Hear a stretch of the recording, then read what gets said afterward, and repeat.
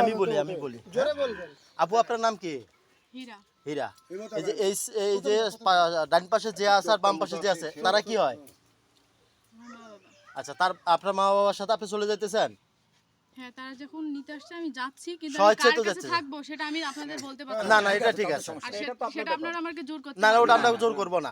আপনি তো আবার বাবা মার সাথে আমার যেতেছেন। মা বাবা আপনাদের কাছে অভিযোগ করছে না, জি আপনারা তাদের কাছে বুঝাই দিচ্ছেন। হ্যাঁ, এই তো? ঠিক আছে, আমি বুঝাই চলে যাচ্ছি। চলে যাচ্ছে, হ্যাঁ, চলে যাচ্ছি। কোনো সমস্যা নেই তো? বাচ্চা আপনার না? বাচ্চা কার? হ্যাঁ, বাচ্চা আমার। আপনার বাচ্চা? বুঝে ফেলেছেন, আপনার মেয়ে বুঝে পেয়েছেন? আপনার নাম কি? মোস্তফা। আপনার পিতার নাম কি? ওসিমউদ্দিন। গ্রাম কোথায়?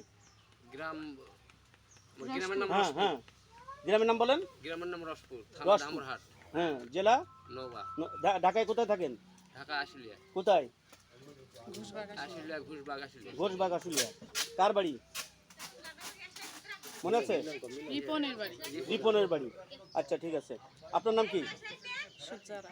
এই মেয়ে কি হয় আপনার? নিয়ে আপনার মেয়ে হয়? আপনি বুঝে পাইছেন? হ্যাঁ, পাইছি। হ্যাঁ, ঠিক আছে। অভিযোগ নাই তো আপনার? আচ্ছা।